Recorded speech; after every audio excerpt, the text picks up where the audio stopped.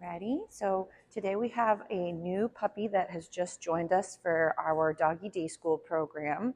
The other three are very well versed in the program. This is Mr. Leon, and he's very handsome. He is a Great Pyrenees mix with a few other things thrown in as well. He's got the double dew claws in the back, which is a trademark for a lot of the Great Pyrenees mixes. So I know that you guys had mentioned that he is struggling with at times being a bit mouthy.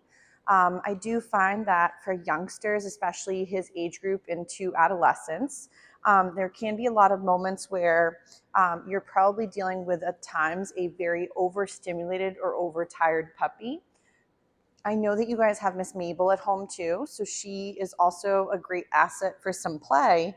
But at times I know even with her, she's a high energy kind of lab, and sometimes she may go a little too heavy at times.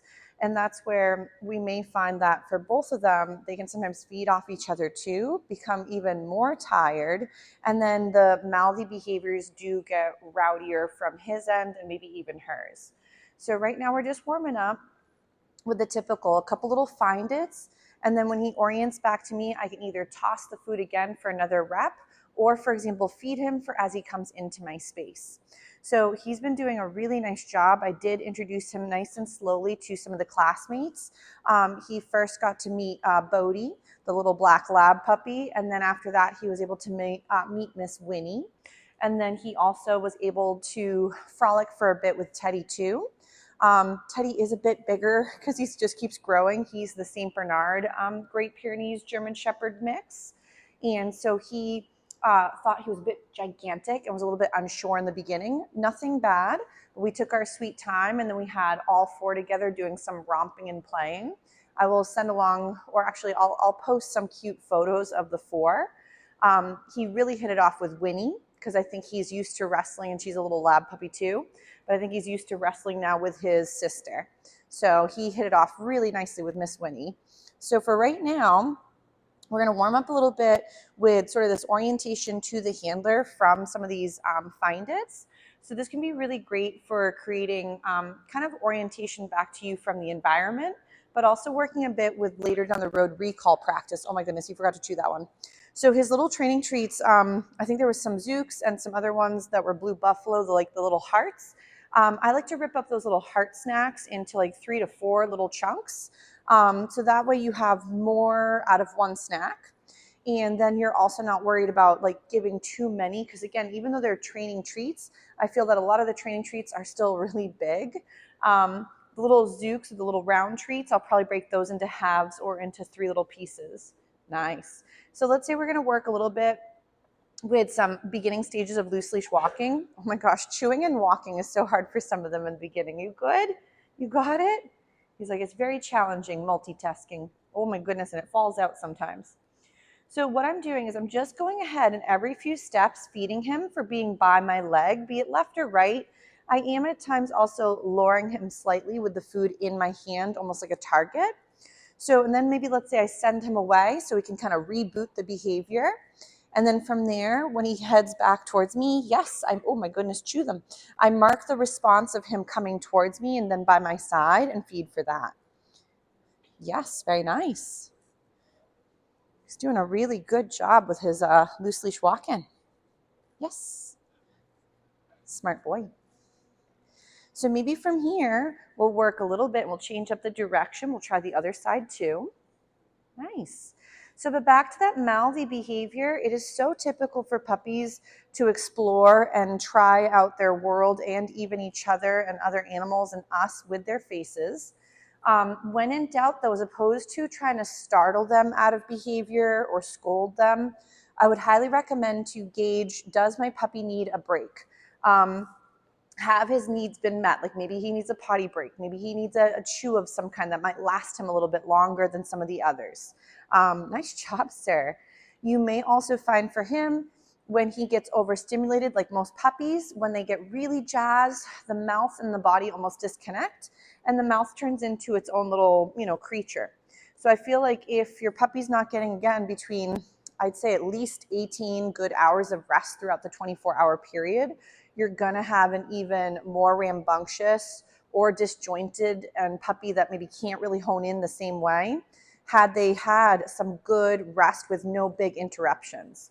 So obviously the problem with having double trouble is that maybe one puppy gets up because they had to go to the restroom. Now he was in a sleep, but then he woke up too. So he could then join for another potty break. So at that point, his rest was also once again interrupted. So we want to make sure that sleep is very, very crucial to make sure that their regulation of behavior and emotions can happen. Nice. What a smart boy. You're brilliant.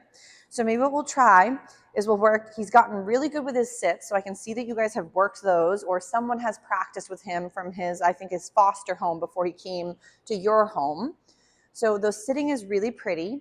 If you're finding, I know you were mentioning working a bit with downs, nice job, sir, is if you're trying to work some of those puppy push-ups, so your sits, your downs, and maybe even your stands. So we'll do a little find it just to get him up so he's not bored as I'm blabbing. So if your downs are really challenging, we're going to see if we can try them. I haven't rocked it with him at all yet. So for some puppies, they have to lower the caboose first, and I would feed him for all of his little glimmers of the beginning stages of the behavior. So if let's say we were going to be working, oh my goodness, chewing. You good? Goodness me. All right, second time is better. So let's say he has rocked some really nice sits. Before I jump into down, I'm going to work a little bit with stand or up. So with the building too, it is raining. And I know we've mentioned in previous videos, there's a very nice flat roof. So it makes a lot of funny sounds. Oh, nice stinky feet. So you may have moments where he gets a bit distracted even by just the environment, let alone, the smells or sights. So right here, we're gonna get that little sit. I'm gonna feed him for that. For a stand or up, I like to in the beginning use my food. I'm gonna lure him simply into a standing position, and I'll turn him around so you're not just looking at his cute little caboose. So we'll get that sit, and we'll go yes and mark it and feed it, and then we'll lure him into a stand and feed for that. Nice. So if he's doing a real nice job with sits and stands, we're gonna try a little bit with that down. If he doesn't get it, there's gonna be a couple different ways to try it. Remember though, I'm just doing some find its as well, so he's not so stuck the whole time sitting still, is if you're finding he's really having a challenging moment with a certain position, I do always like to rule out if my puppy's feeling comfortable, if the environment is maybe too challenging, could the traction of the ground be making the puppy uncomfortable? So for a lot of pups, if they're not feeling safe lying down, it makes them feel more vulnerable. So for some dogs even too, being forced into the down because there's almost no say in if they can or can't perform. If they're feeling nervous and you force it, that's another reason behind the pup now fearing potentially that behavior too. So if let's say downs have always happened as something scary sort of tends to go by and you want the dog to simmer in a down, now the down becomes the precursor to here comes like a noisy, spooky truck. So we want to make sure that when we're practicing, there's no association with negative or scary or overwhelming setups. Good job, sir. So we'll do another little stand. Nice. So remember too that in the beginning, we are using our food and we're luring the puppy with our hand with the food inside of it. Eventually, you're going to, as quickly as you can, fade out that lure and then use your verbal and visual cue to get your puppy to rock that skill. So that way your puppy can start to hone in on these different behaviors. So let's say he might be a little bit tired. Those are some great moments, not fatigued where he's shutting down and just wanting to walk away or he's really mouthy or wild. But let's say he is a bit tired. I'm going to have a few snacks ready so I can feed for different stages. If let's say I don't get a full down, but maybe I get let's say a downward facing dog, so his caboose is up in the air. So I'm going to try, the first method is to keep his feet nice, like his back end, beautiful, into a sitting position first, and then just simply try to lower the front end. So while he's there, I like to feed sometimes several snacks. If I lose him, no big deal, because this is still very new for him. So you were mentioning that the lying down was kind of hard. So we're going to lower. Yes. So it could also be that he had some beautiful romping with friends. So sometimes if you get some energy out, you're more capable of sitting still. So for some puppies, having them practice some of these loose leash walking moments, even if it's in the home, that's a really important place to start. Because if your puppy can barely hone in on you inside the home or your yard, they're more than likely not going to be very successful in the real world with all of the distractions and difficulties that they are, dealing with out there. So let's say again, we're gonna bring him, and I'm gonna see if I can try from a standing position to lower the food, bring it in between his front legs, and then see right there, yes, if he goes into a lovely little down. So if, let's say, he's very quick to get out of it, no big deal for now, sit, and then we'll feed. So then we might try another one. So right there, down, yes, good job. Now he's getting cozy. Oh, that's a nice sideways down. So if then they go into a nice little down and they put their little side hip rocking, they're right there on the floor. He says, I do not realize sometimes they go on the ground. So if he's putting his little hip to the side, it normally means he's getting much more comfortable. Some puppies will also be sort of lying down almost like a sphinx down where they're ready to pop up as quickly as they can. So that typically either means they're just ready for the next round, very eager beaver at times, or a bit apprehensive to get into the position. Ready? Find it. So, but if, let's say, downs are at times challenging, I would view, have we done it in the past? Like if it's very new to him, he probably just doesn't quite grasp it. Could it be also that the flooring is a bit slippery? And then for some puppies, traction is a big deal. And it could also be maybe it's hard if there's multiples. So I know he's got his sibling at home. So ready, down. Yes. So if sometimes there is that second pup or there's your kids doing things. Oh, we dropped that one. That was my bad. Then ready, sit. Then he could be having a hard time because of the distraction level. So whenever working any of the skills from, let's say, working sits to recalls to whatever, I would highly recommend that you gauge the environment and what's happening around you and your puppy when you're trying to practice, because the environment drives a lot of behavior.